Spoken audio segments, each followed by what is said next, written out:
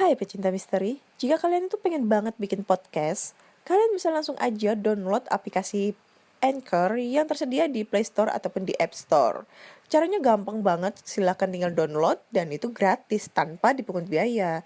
Dan podcast kalian langsung terpublish secara otomatis di Spotify, Google Podcast, Apple Podcast, ataupun di Anchor.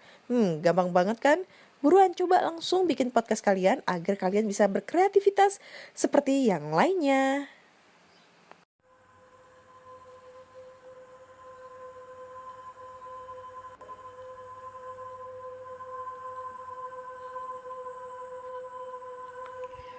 Halo teman-teman, jumpa lagi dengan aku Ana di podcast kisah horor. Oke, ini podcast aku di episode kedua ini. Ya sebenarnya sih tadi itu aku udah ngerekord, udah cerita-cerita, udah selesai ngerekord podcast aku di episode kedua ini. Tapi entah kenapa di saat aku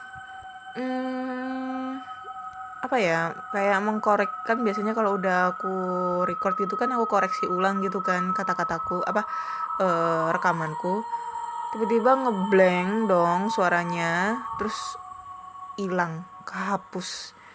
Anjir, capek-capek nge-record tengah malam hilang, dan akhirnya aku nge-record ulang lagi deh. Asem dah, sepet deh. Oke, ini episode kedua aku ya.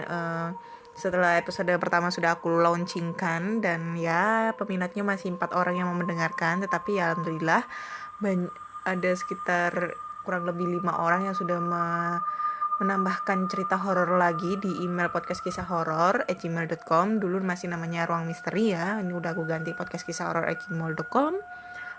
Belibet ngomongnya .com. Dan aku juga udah bikin podcast juga di YouTube, tapi ceritanya beda dengan yang di Spotify ya. Jadi kalau kalian penasaran, kalian langsung aja meluncur ke YouTube, cari channel yang namanya Ana Olive, channel Ana Olive. Di situ aku udah bikin podcast di episode pertama khusus di YouTube. Dan ada yang nanya sih, nge-DM, "Kak, kenapa kok bikin podcast di YouTube? Kok nggak explore lagi?" Ya ini udah 1,5 bulan ya, udah pandemi corona dan aku udah gak keluar kemana-mana, ya stay at home terusan. Ya sebenarnya sih juga bosen, gatel banget pengen explore. Tapi demi menjaga kesehatan dan menjaga orang-orang yang kita sayang di sekitar kita, jadinya aku untuk libur dulu untuk masalah explore begini. Ya tahan dulu. Nanti kalau udah selesai pandeminya, insya Allah nanti bakal launching lagi video tentang explore begitu. Terus ada yang nanya lagi, "Kak, kok bikin konten podcast yang di YouTube kenapa cuma voice aja? Kenapa nggak sama kakak gitu, ngelihat mukanya kakak ya berasa kayak live gitu, ngebacain email berhantu dari teman-teman." Ya mau gimana ya, keterbatasan budget juga ya. Budget enggak, masalahnya itu kan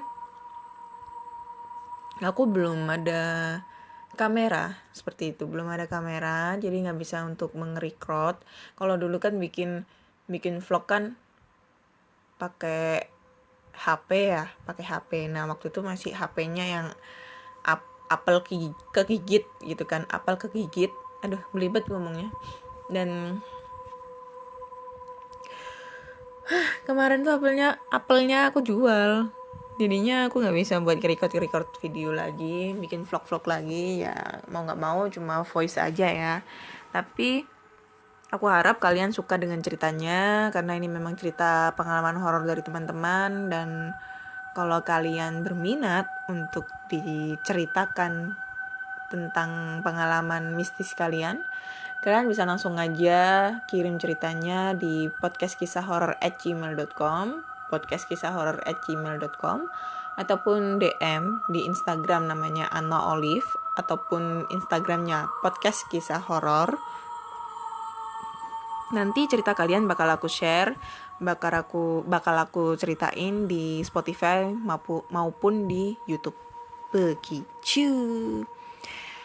Oke, lanjut lagi ke episode kedua ya. Tadi udah nge-record sebenarnya dan sumpah bete banget, hilang rekamanku, nggak tahu kenapa kok bisa hilang, dan mau nggak mau aku harus ngerekam lagi. Dan sekarang udah jam 12 malam ya, lewat 11. Apes emang. Oke, sebelum kita mulai ceritanya, matikan lampunya, tutup pintu rapat-rapat, pasang headset kalian, lalu resapi cerita ini dan bayangkan seakan-akan ada seseorang yang sedang mendengarkan cerita ini bersama kalian di kegelapan kamar kalian.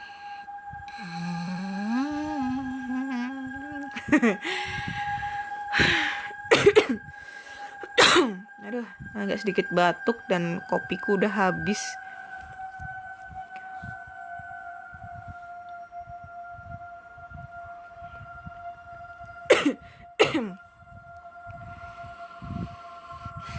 Oke, cerita pertama datang dari Mirah Mustika. Halo Kak Ana, perkenalkan nama saya Mirah Mustika. Kayak dangdut deh nih, kayak nama grupnya Pak Haji Roma Irama. Mirah Santika. Bukan, ini Mirah Mustika guys. Aduh, nama juga pemberian dari orang tua kali, ada artinya.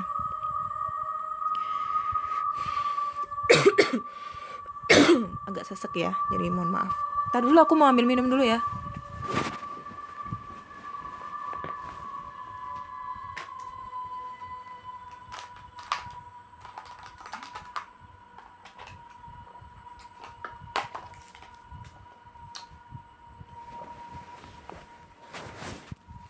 Oke, lanjut lagi. Perkenalkan Kak Ana, nama aku Mirah Mustika. Aku tinggal di pedalaman Kalimantan. Jadi begini ceritanya. Dulu, sebelum tempat saya ini menjadi desa, dulunya tempat ini masih hutan yang belum pernah dimasuki atau dijalani oleh manusia.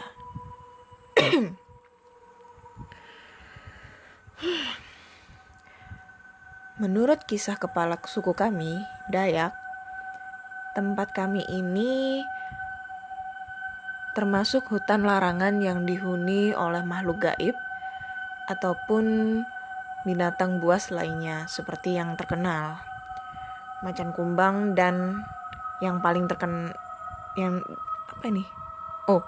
macan kumbang, dan yang paling terkenal adalah wanita berbaju kuning pengantin.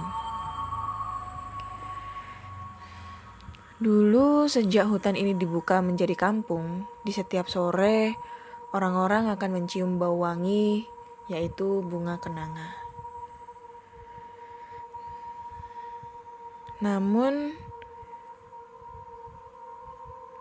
di kampung saya memiliki tradisi atau larangan juga, yang tidak mengharuskan keluar rumah saat malam hari. Waktu itu tengah malam, nenek saya sedang hamil, yaitu ayah saya. Nenek merasa perutnya nyeri, ngilu, kemudian sakit yang mengharuskan membangunkan kakek saya yang sedang tidur.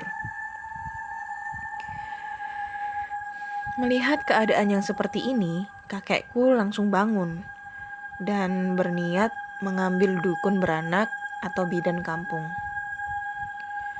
Namun teringat dengan larangan kepala suku, kakek mencoba berpikir sejenak.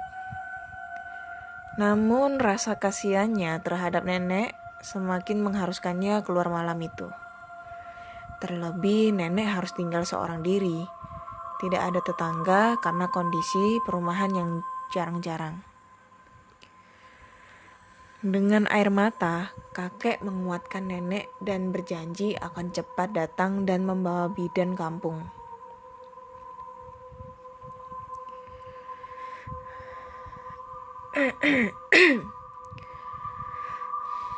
Berbekal mandau atau senjata khas Dayak, kakek pergi meninggalkan nenek yang tengah ingin melahirkan.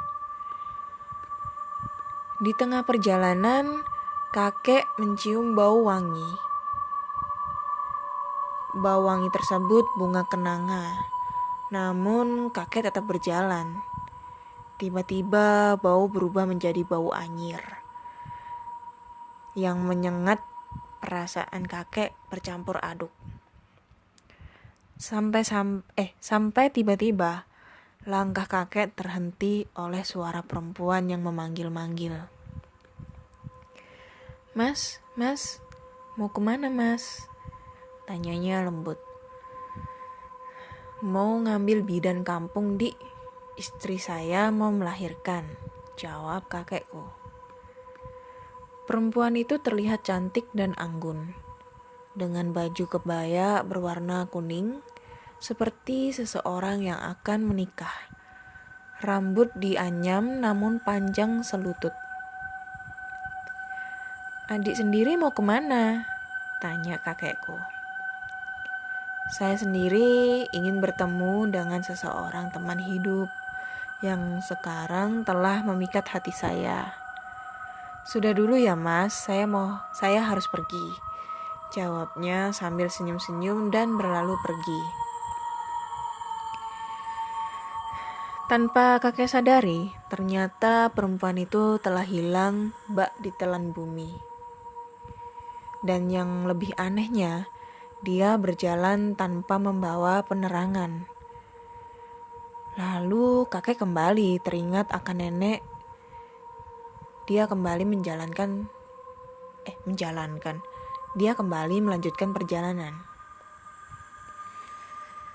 Setibanya di rumah dukun beranak, kakek lalu memanggil dan keluarlah anak si dukun tersebut. Ibu ada nak, bapak kesini mau menjemput ibu karena kebetulan istri saya mau melahirkan. Tanya kakek.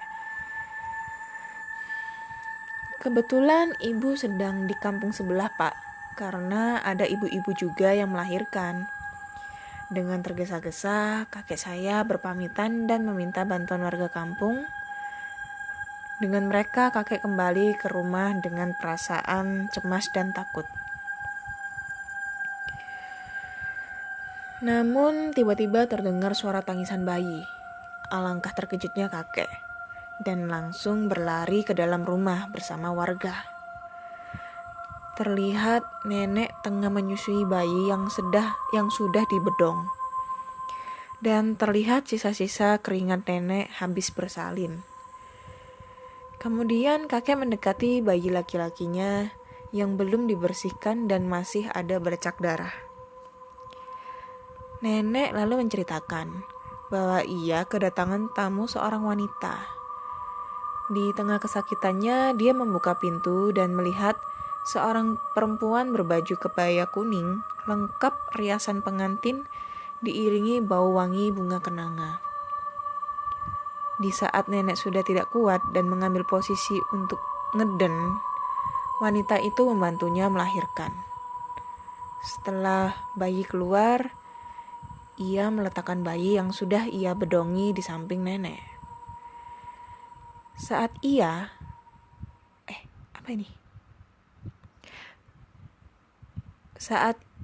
berhasil mengeluarkan ari-ari, terlihat wanita itu memandang lama ari-ari tersebut, lalu mengarahkannya ke mulut. Setelah itu nenek tidak sadarkan diri. Tiba-tiba nenek terbangun dan mendapati bayi di sampingnya lalu menyusui. Dan datanglah kakek beserta warga lainnya. Lalu kisah ini pun menyebar hingga saat ini. Kakek tersenyum mendengar cerita nenek, karena yang nenek maksud adalah wanita yang ia temui di tengah jalan. Setelah melakukan ritual kelahiran atau selamatan, kakek dan warga mengadakan acara yang sederhana. Yang menjadi pertanyaan, siapakah wanita itu? Ya aku nggak tahu itu wanita siapa. Oke, ini cerita dari Mbak Mirah Mustika yang anaknya dari ayah yang dilahirkan oleh neneknya itu. So ini ceritanya ya lumayan creepy ya, lumayan serem. Jadi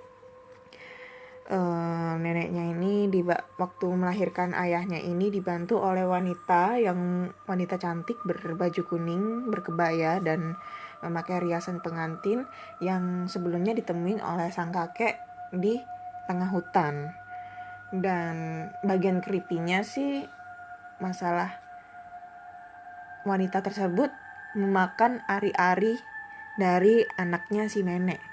Itu serem banget itu guys. Itu berasa kayak apa ya, kayak cerita-cerita kuntilanak atau apa ya, bebek gombel atau apa kuyang seperti itu. Kalau kuyang kan dia juga mencari ari-ari ari-ari bayi yang baru dilahirkan gitu kan.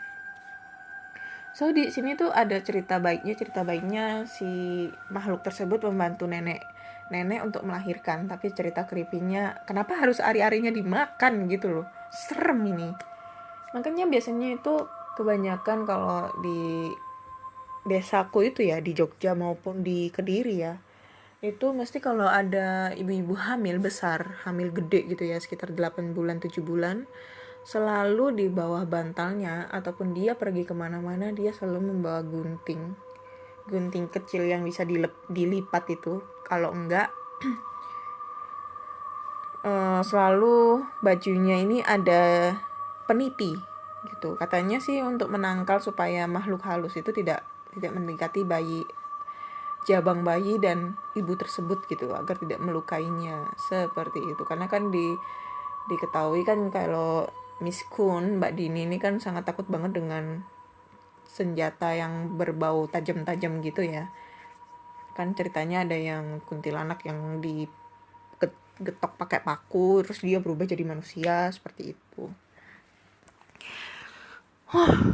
Oke, ini cerita pertama dan kita lanjut cerita kedua. Terima kasih sebelumnya Mbak Mirah Mustika untuk ceritanya. Ini ya sedikit creepy banget.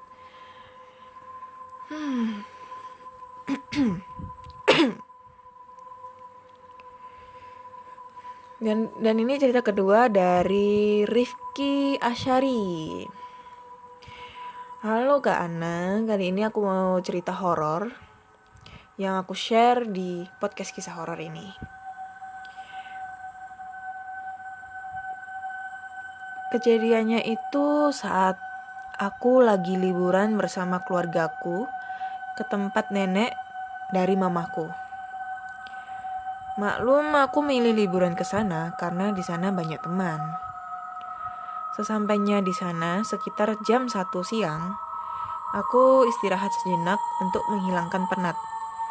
Dan sekitar jam 4, sepupu laki-laki aku mengajak aku begadang di sekolah bersama teman-temannya sekitar 11 orang. Kebetulan ayahnya guru IPA sekaligus penjaga sekolah. Sepupuku pun meminta izin menginap di kantor di kantor sekolah. Ayahnya pun mengizinkan kami untuk menginap di situ. Barang-barang sudah kami persiapkan seperti snack, kopi, dan tikar. Kebetulan di sekolah tersebut ada komputer dan wifi. Saat jam mulai menunjukkan angka 0045, aku kebelet kencing. Aku meminta teman-teman untuk menemaniku kencing, tetapi mereka tidak mau dengan alasan push rank Mobile Legend. Terpaksa aku harus pergi sendiri ke kamar mandi. Aku pun berjalan menuju kamar mandi yang harus melewati lapangan voli di sekolah itu. Setelah sampai di kamar mandi pertama, yaitu kamar mandi khusus guru, Gak sengaja aku menabrak sosok seperti anak kecil yang larinya cepet banget. Buset dah, apaan tuh ya? Aku pun merasa keheranan atas hal itu. Saat aku sedang kencing, aku merasa ada yang menghembus telingaku. Seketika aku merasa merinding dan akhirnya aku pun buru-buru keluar dari kamar mandi.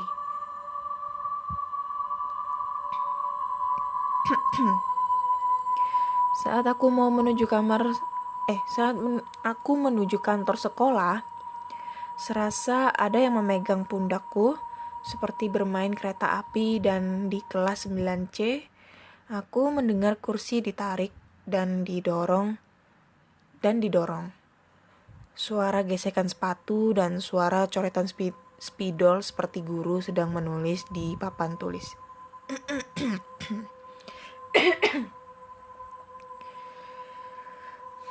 Karena suasana nampaknya sudah menyeramkan, aku pun menghidupkan senter HP dari kantongku. Gak sengaja waktu aku menyenter di salah satu tiang voli. Kebetulan di tiang voli itu ada temenku namanya Dandi. Aku pun langsung bertanya sama dia. "Di, lu ngapain di sini, bego? Ayo masuk, di sini suasananya angker banget." Tetapi si Dandi malah diam aja sambil menggelengkan kepala. "Ya udahlah, gue masuk duluan ya." Dan Dandi pun hanya menganggukkan kepala. Sepanjang langkah, aku berpikir aneh kepada si Dandi. Akhirnya aku sampai di kantor. Terkejut melihat Dandi ternyata sedang asik bermain game. Sedangkan baru aja aku melihat dia di lapangan. Aku pun langsung bertanya pada Dandi. "Di, lu kok cepet banget sampai sini? Bukannya tadi lu di lapangan ya?" Dandi pun menjawab, "Di lapangan? Kurang kerjaan banget gue di lapangan jam segini." "Lah, terus yang di lapangan tadi siapa dong?" Di saat itu, perasaan takut gue makin menjadi. Saat itu pun sepupuku yang bernama Arya menceritakan semuanya tentang sekolah ini. Arya pun bercerita bahwa dahulu ada anak kelas 8 mati gara-gara dibully, dan katanya dia mati di kamar mandi dengan menusukkan pisau ke perutnya. Dan konon katanya arwahnya masih penasaran. Dan orang sekitar sekolah sering kali melihat penampakan anak sekolah sering berkeliaran di lingkungan sekolah. Cukup sekian dulu cerita aku kali ini ke Ana. Lain kali aku akan bercerita tentang pengalaman horor lainnya yang pernah aku alamin dan teman-temanku yang mengalami. Terima kasih. Oke, terima kasih buat tadi siapa namanya? Kak dari Rifki Asari. Cerita tentang sekolah ini memang benar-benar nggak ada habisnya ya untuk horornya itu. Sumpah. Apa ya? Nggak pernah ada habisnya tentang horor itu, sama kayak sekolahku dulu di salah satu sekolah menengah pertama ya di SMP itu pernah ada kejadian seperti itu. Jadi sekolahku ini kan ini ya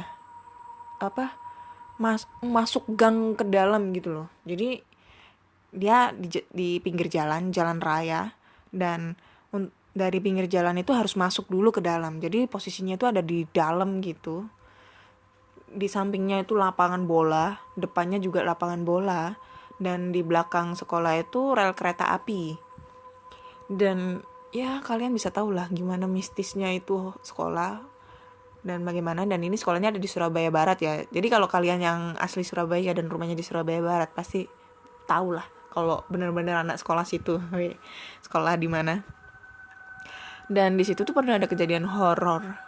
Jadi waktu itu ada kegiatan pondok Ramadan, masih inget banget aku ceritanya. Jadi ada kegiatan pondok Ramadan dan Pada saat itu kita ada kegiatan bukber, buka bersama. Dan kita kan pasti membawa makanan kan dari rumah untuk dimakan bareng-bareng di sana. Nah, posisinya itu kelasku ada di kelas tengah. Di kelas tengah, deket aula. Nah, ceritanya aula ini itu baru dibangun. Aula gede karena di dalam itu bisa untuk dipakai lapangan bulu tangkis, sekitar ada 3 lapangan bulu tangkis seperti itu. Biasanya sih disewain untuk latihan-latihan bulu tangkis gitu ya. Nah, pada saat pembuatan aula ini dulu sempat pernah ada kejadian tukang itu jatuh dari atap gitu dan meninggal seketika di sana karena kehabisan darah, karena ya kepalanya kebentur lah. Soalnya kan di bawah itu kan posisinya udah beton ya, jadi kebentur sangat keras dan meninggal seketika di situ. Dan posisinya ini aula, sampingnya ini tangga untuk naik ke kelas atas, dan di lorong itu ada toilet. Nah, posisinya itu waktu itu aku sama teman-temanku itu lagi bikin challenge gitu ya. Challenge-nya itu kayak kalian tahu Charlie. Nah, kayak gitulah challenge-nya. Jadi apa ya, cari kertas, lalu ada tulisan A, B, C, abjad gitu, dan kita pakai pensil terus memanggil gitulah. Nah, pada saat itu sih temanku ini bikin gimmick gitu loh, bikin gimmick seakan-akan pensil ada yang menggerakkan gitu.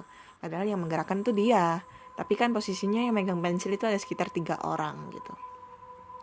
Dan di saat temanku ini bikin gimmick, ketahuan deh dia bikin gimmick. Nggak taunya pas waktu kita mau ya kita ngebully lah, kamu ini gimmick bla bla bla bla bla, di pintu kamar mandi yang paling pojok itu tiba-tiba kebanting, sedak, merinding dong kita.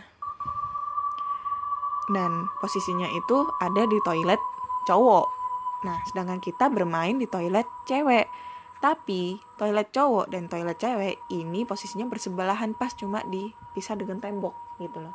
Tapi kedengarannya di toilet cowok. Nah, kita kaget dong. Nah, temanku ini langsung lari ke toilet cowok, kan tinggal seret gitu aja. Nggak ada siapa-siapa di sana, kosong. Dan kita udah cari-cari, di sana nggak ada siapa-siapa. Itu sih pengalaman hororku di sekolah. Karena emang kalau di sekolah itu, horornya itu kerasa banget gitu loh, kerasa. Ya karena kan cuma ditempatin sampai sore doang ya, terus malam sepi kayak gitu kan kerasa banget gitu loh. Apalagi yang jaga di sekolah tersebut, gak tahu gimana rasanya itu ya. Oke, masih menit 27. Lanjut aja ya, ini cerita ketiga ya, cerita terakhir.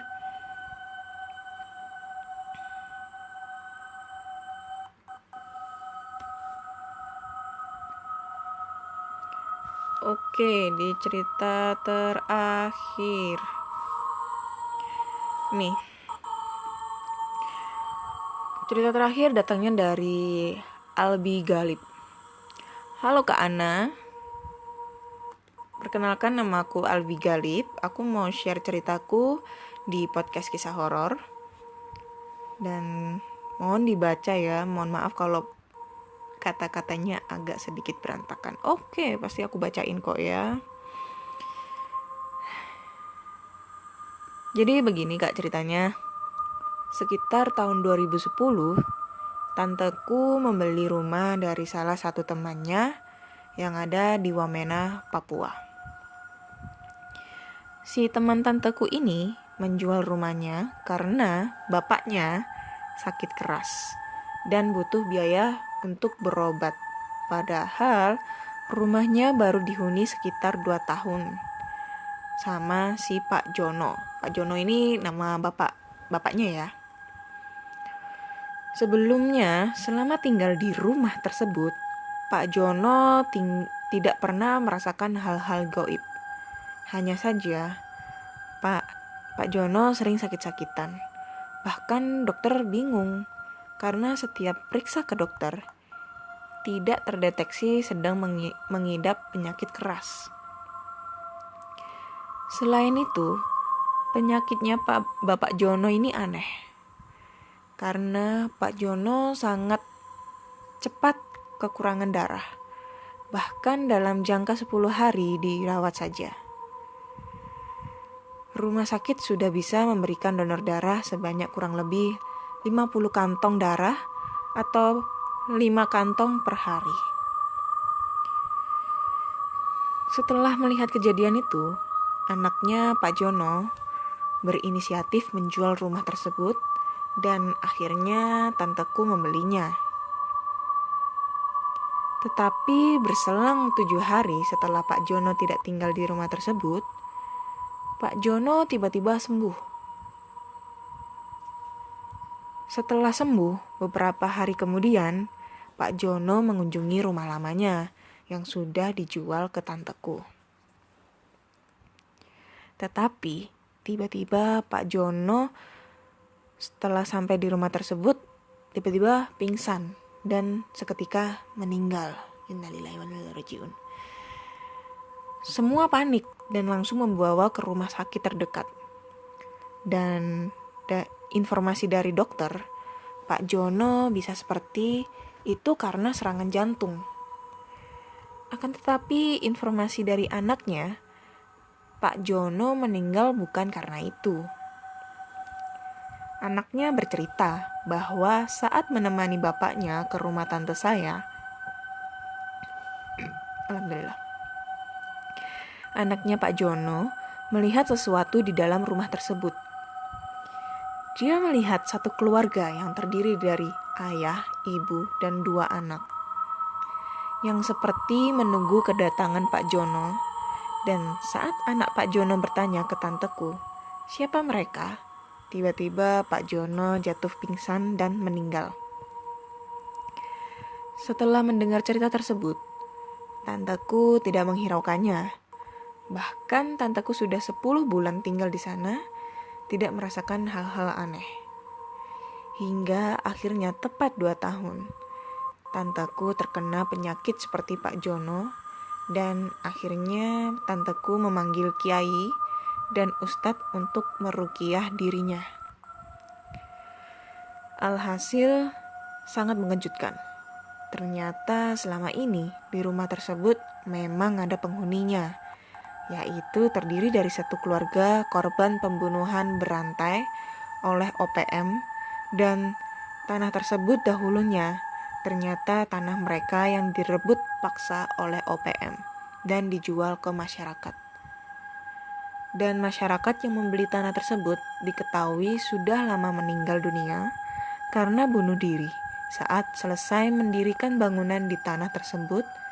Dan setelah mendengar hal tersebut, tanteku kembali ke Makassar untuk berobat dan tanpa memberitahu aku tentang cerita tersebut. Saat tanteku dan keluarganya pulang, aku disuruh menjaga rumah tersebut sendirian. Setelah 3 hari bermalam, aku merasakan hal aneh. Saat aku mengganti channel ketika sedang menonton TV, tiba-tiba terasa seperti ada orang di belakang saya.